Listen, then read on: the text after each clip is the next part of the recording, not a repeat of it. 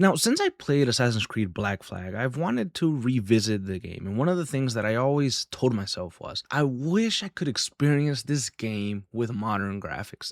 And I know that graphics isn't everything, but when you have a world like the West Indies and the open sea and Edward Kenway and everything beautiful that he visits, from South Africa to Jamaica to Tulum to North Carolina, where I'm from, like everything is awesome. And so finally seeing it get a full remake, I had to come and see it. Obviously, as you can tell, I'm very excited, but thank you so much for being here with me today. And let's go ahead and retell the story of Edward Kenway. A quick side note that I wanted to mention before we start telling the story is that I'll be returning to several cutscenes that take place before the events of Assassin's Creed Black Flag throughout the video. These moments highlight Edward's memories with his wife Caroline Scott, and they were actually added as part of the Resynced version to further explore Edward's character, so they added a lot more. These flashbacks basically give us a better understanding of Edward before he became the pirate that we meet at the beginning of the game. They also show how much he cared for his wife and is kind of there to provide more of an emotional weight to the choices that he makes throughout his entire journey. So whenever something important or life-changing happens in this story, we'll occasionally return to these memories and see how they connect to Edward.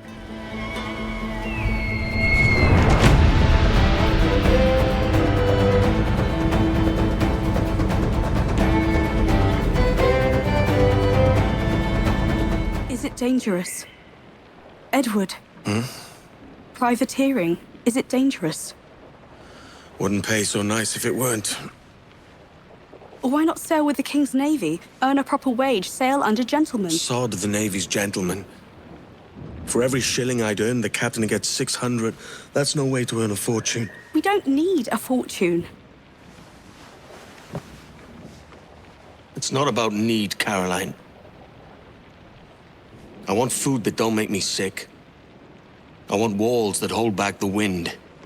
I want a decent life. How long would you be gone with these privateers? A year, I reckon. 2 at the most.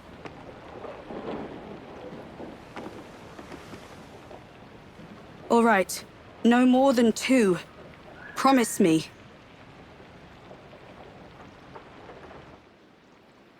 After surviving an attack that would leave his ship destroyed, Edward Kenway would wash up on an island alongside an assassin. Now, this assassin would flee into the jungle, but Edward would chase him down and eventually kill him. While he searched the body, he discovered a letter addressed to a man named Duncan Walpole. The letter came from the governor of Cuba, Laureano de Torres y Ayala, who promised Walpole a generous reward in exchange for a set of valuable maps. Edward here saw an opportunity and took Walpole's clothes and assumed his identity. And soon after, Edward would meet Stede Bonnet, and together they would sail to Havana so Edward could collect the reward that was meant for Walpole. Edward would meet Governor Torres and several of his associates in Havana, and during the meeting he learned that they were members of the Templar Order, and they were searching for a mysterious site known as the Observatory. Now, according to legend, this observatory could locate and monitor anyone in the world using nothing more than a vial of their blood. The only way to unlock it, however, was with the blood of a rare individual known as a sage. Believing he had successfully fooled everyone, Edward accepted their payment and was even welcomed into the Templars under Walpole's identity. The following morning, Edward joined the Templars at the dock to escort the sage Bartholomew Roberts to the governor's mansion. Before they could arrive, however, the convoy was ambushed by assassins. Robert escaped during the attack, but Edward fought off the assassins and eventually captured the sage. Even after completing the mission, Edward was disappointed with the reward he received. Convinced there was far more money to be made, he decided to free Roberts and learn everything he could about the observatory. But when Edward secretly returned to Torres' mansion, he found Robert's prison cell empty. Before he could figure out what happened, the Templars discovered his true identity.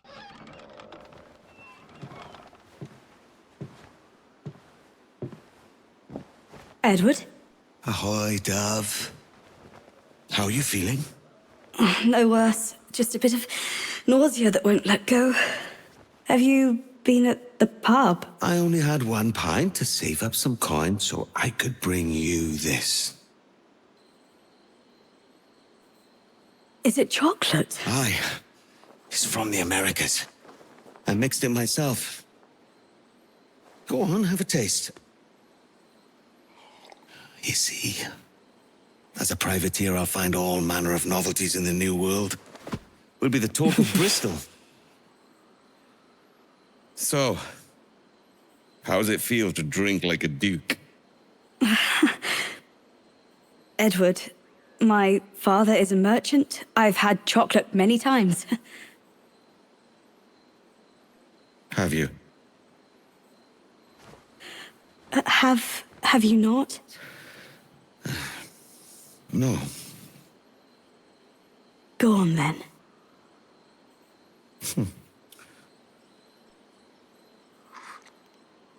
Oh, it's nice. We'll save the remainder for after tea.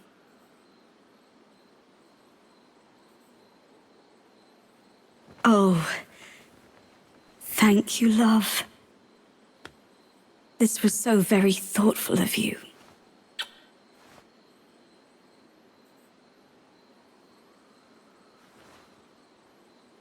Edward later awoke in chains beside another prisoner named Adewale. The two worked together to escape, freed the remaining prisoners aboard the ship. Edward claimed the ship as his own, renamed it the Jackdaw, and appointed Adewale as his quartermaster. With a ship and crew finally under his command, Edward sailed to Nassau, where he met Edward Thatch, aka Blackbeard, along with Benjamin Hornigold. Not long after, though, Edward also met James Kidd, and together they planned a raid on a wealthy plantation. As his reputation continued to grow, Edward joined Blackbeard in a mission to capture a powerful Spanish galleon for Nassau's defense. During the operation, Edward assassinated the ship's captain. The Templar, Julian de Cassi, seized the vessel for Nassau and claimed Ducassi's private island as a reward for himself. A despicable display. This tosspot is a ruined man, Caroline. Unfit for life on land, much less at sea. If he goes to the West Indies, it's you who'll suffer. Father! Father! Come, love. Up with you now. That old muckworm! He's wrong about me! I hope it's so. You believe me, don't you? Can you not see me? Standing out there on the deck of a ship that's sliding into port. And there I am, a man of quality, with 1,000 doubloons spilling from my pockets like drops of rain. I can see it.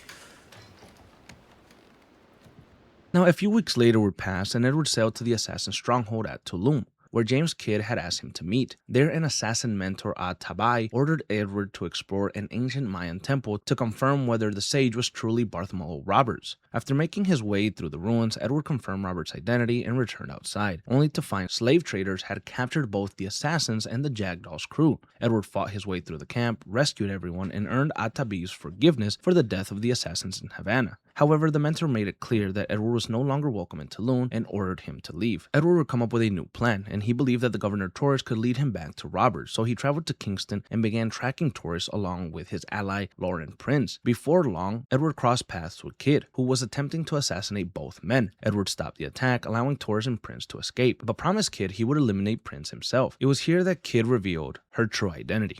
Giving you a chance to cut him down. Ready? Your name's not James, is it? Not most days. Come on.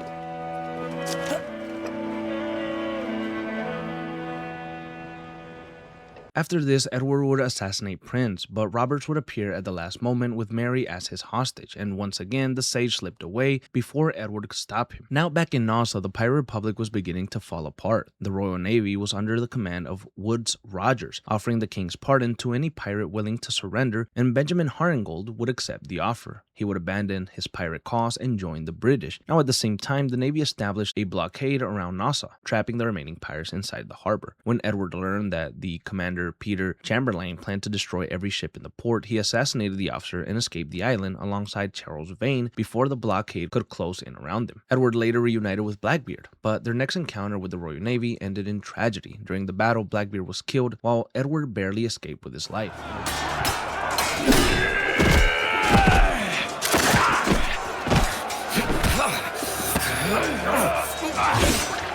Kenway! Here!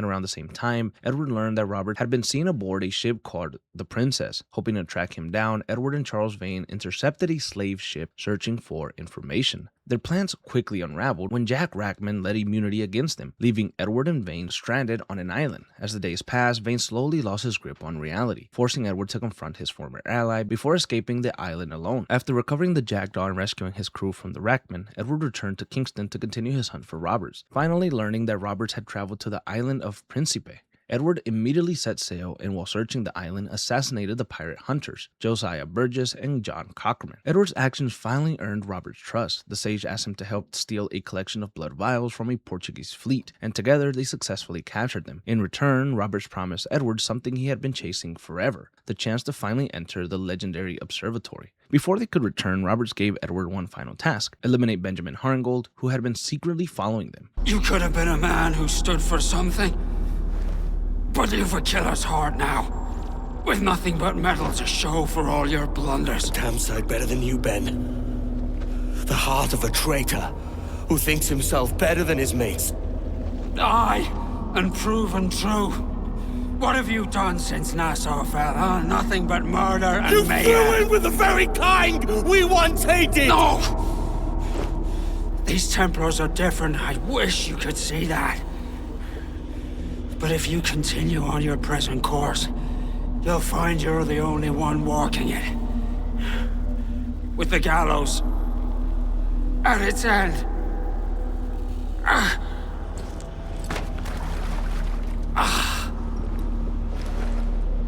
It may be. But now the world has one less snake in it. And that's enough for me.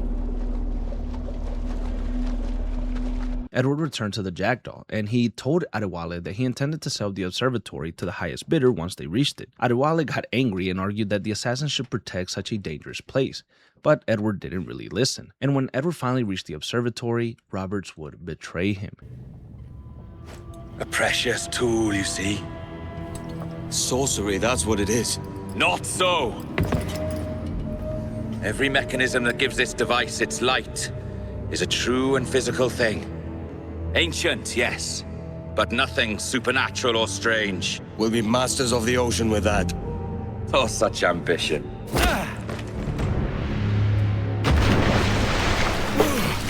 There is nothing in my code about loyalty, boy. You played your role, but our partnership is done! You're a dead man, Roberts! Oh, you could sail with me, but with a temper as hot as yours, I fear you'd burn us all to cinders. Luckily, I know the king's bounty on your head is a large one, and I intend to collect. Have you ever seen the inside of a Jamaican prison, boy? Have you?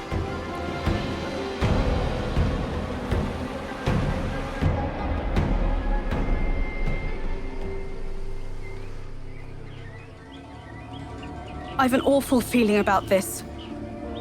You'll be hurt out there. I couldn't handle that. I'll be careful, I promise. And when I'm flush with coin and set up, I'll send for you. I will. Caroline, come away! Don't exert yourself! I can't promise I'll come, Edward. If you leave on this fool's errand, I cannot promise anything. Don't give up on me, Caroline. Not when I need your faith the most.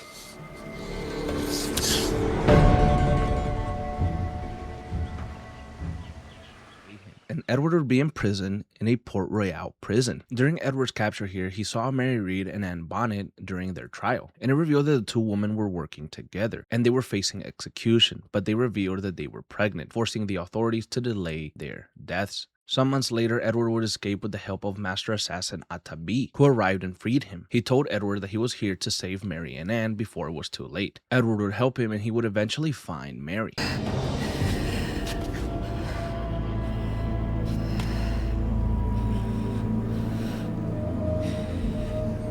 Don't die on my account. Go. This is such a pain in the ass. Damn it. You should have been the one to outlast me. I've done my part. Will you? came with me. I could. Mary. I'll be with you, Kenway. I will.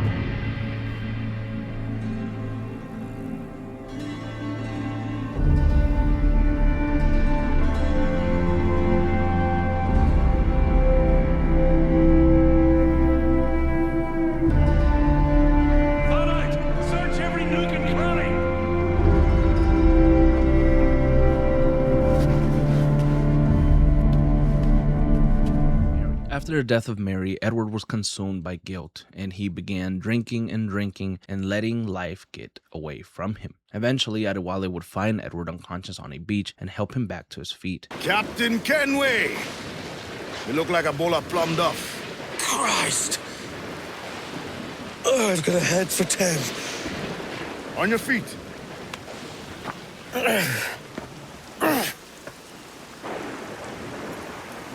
You put me on the spot, Addy. After leaving me with Robert, I should have hard feelings about seeing you here.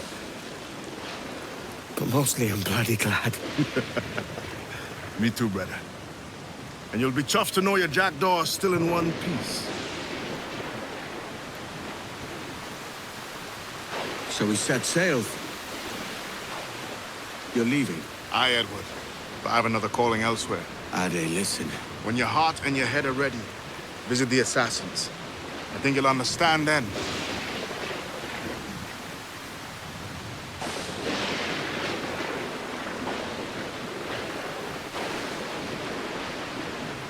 Here, Edward realized that he could no longer continue living only for money and being a pirate. Edward returned to Tulum to seek forgiveness from the assassins, and he would eventually earn Atabai's trust and become an ally of the Brotherhood. With his new purpose, Edward set out to stop the remaining Templars. He traveled to Kingston and assassinated Woodes Rogers. He was a privateer once. How is it you lacked so much respect for sailors only trying to make their way in this world? You couldn't possibly understand my motives, cretin! You will spend a whole lifetime dismantling everything that makes our civilization shine. But I do understand. I've seen the observatory, and I know its power. You'd use that device to spy and blackmail and sabotage. Yes. And yet all for a greater purpose. To ensure justice. To snuff out lies and to seek truth. There's no man on Earth who needs that power. Yet you suffer the outlaw Roberts to use it. No. I'm taking it back. And if you tell me where he is, I'll stop the man.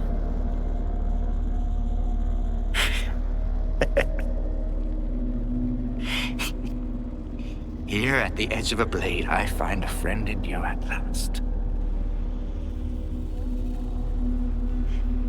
Principe, you mad bastard. Our best sources say Principe. Before sailing to Principe, where he hunted down and killed Bartholomew Roberts, finally ending the sage pursuit of the observatory. A merry life, and a short one, as promised. And what passes as merry to a bully like you? Ah, Edward. Your final cut is the unkindest. But I am no aimless fount of chaos. For as long as I have sailed these seas, the love of a woman has always drawn me forward. Would that I had seen her again. Just once in this life, however briefly. No hope of that now. Just the chance that I might have was always cause enough.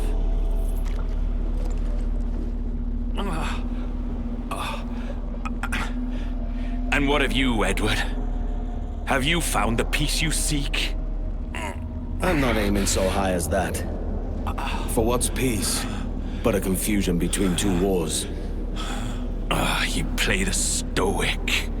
But I know your heart rules you more than you care admit. You're not wrong. Then we both know what yearning means. But I will see my wife again. That's my prize for coming to my senses. Yes. Good luck to you then.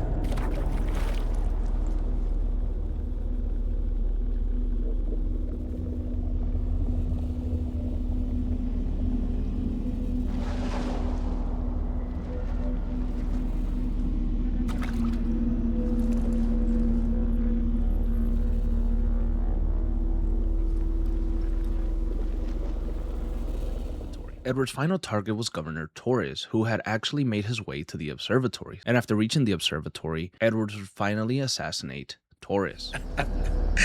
Captain Kenway, ever a splinter in my side. Does this murder fulfill you? I'm only seeing a job done, Torres. As you'd have done with me. As we have done, I think. You have no family anymore, no friends, no future. Your losses are far greater than ours. That may be. But killing you rights a far greater wrong than ever I did. You honestly believe that? You would see all of mankind corralled into a neatly furnished prison, safe and sober, yet dulled beyond reason and sapped of all spirit. So with everything I've seen and learned in these last years, I do believe it. You wear your convictions well. They suit you.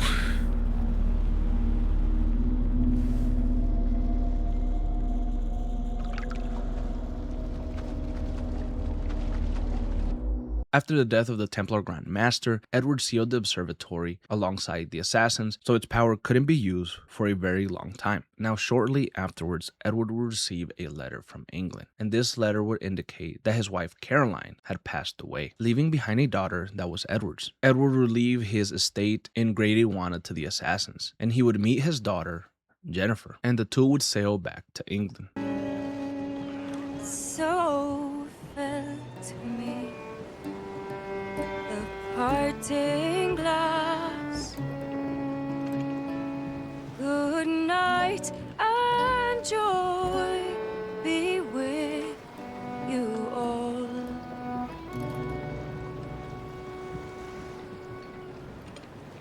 Oh, all the comrades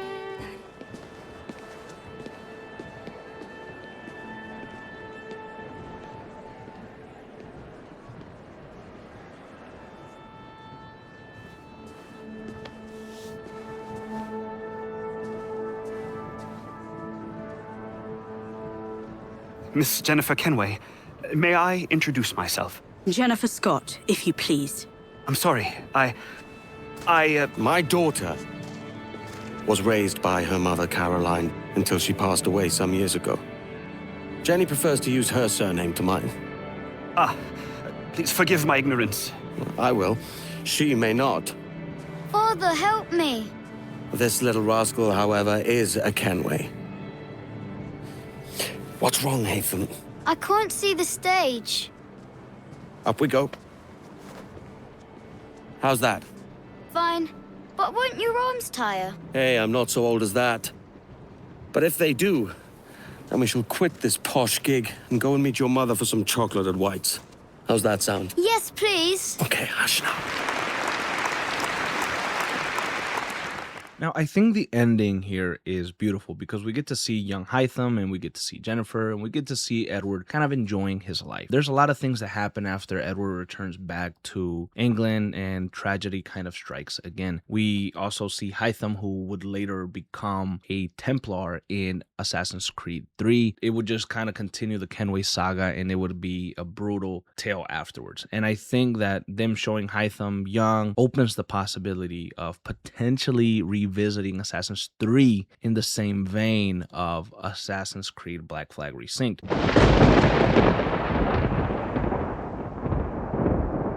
Now, before we leave, I wanted to share what happened to Edward Kenway after the final cutscene that we saw. After returning to England, Edward would join the British assassins, and he would rise to the rank of Master Assassin. He was also the co-leader of the London Assassins alongside Miko. And Edward would eventually retire from active duty to spend more time preparing his son for the Brotherhood. However, in 1735, Edward was killed in his family estate by mercenaries sent by the Templar Grand Master Reginald Birch, who wanted Edward's journal. Despite his father's careful training to the contrary, Birch then took advantage of Edward's death to indoctrinate Hytham into the Templar Order. I find this despicable, terrible, and it makes me angry because he was 42 years old. Edward was a beast still, and I bet he was even better now that he was a master assassin. And I don't know how these fucking mercenaries got to him. I don't know if they got him while he was sleeping. I don't know if they got him while distracted. But I mean, just imagining him in his home,